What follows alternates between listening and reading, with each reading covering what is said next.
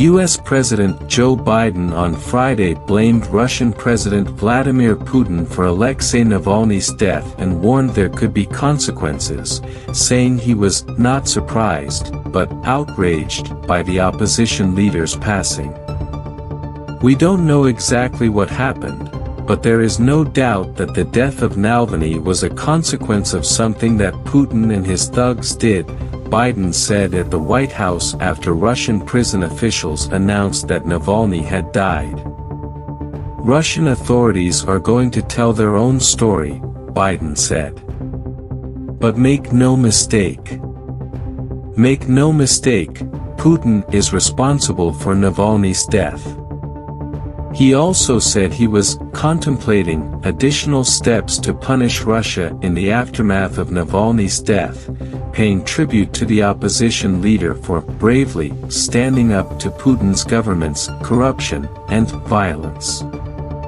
"We're contemplating what else can be done," Biden said in response to questions from reporters. "We're looking at a whole number of options, that's all I'll say right now."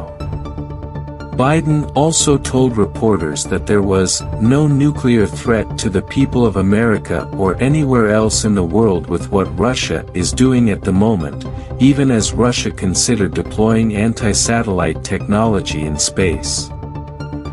Russia has previously denied the claim. The White House did not immediately respond to a request for comment on what possible steps against Russia were being evaluated. U.S. officials were still seeking more information about Navalny's death at a Russian penal colony north of the Arctic Circle, where he was dispatched less than 2 months ago. But the development, and Biden's reaction, has put a further chill into already bitter U.S.-Russian relations. The 47-year-old Navalny had been a leading critic of Putin, and Biden had said after meeting Putin in Geneva in June 2021 that Nalvany's death would risk devastating consequences for Putin.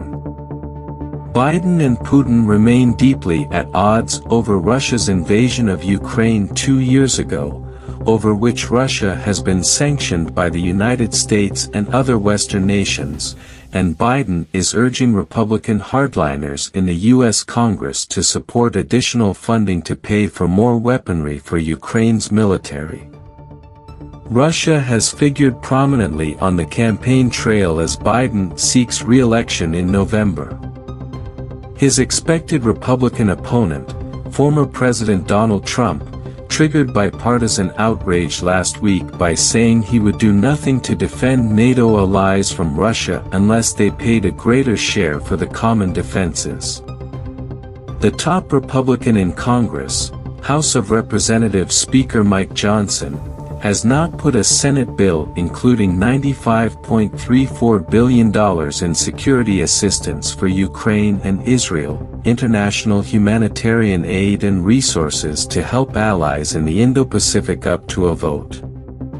After Navalny's death, Johnson said the U.S. and its allies should use every means available to cut off Putin's ability to fund his unprovoked war in Ukraine and aggression against the Baltic states. History's watching the House of Representatives.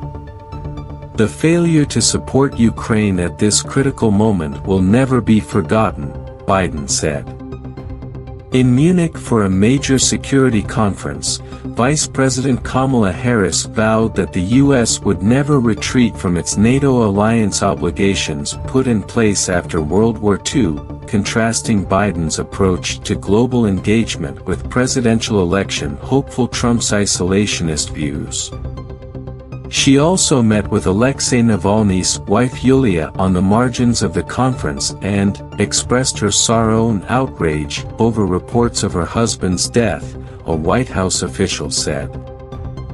Biden's presidential re-election campaign on Friday released a new minute-long advertisement blasting Trump for abandoning NATO.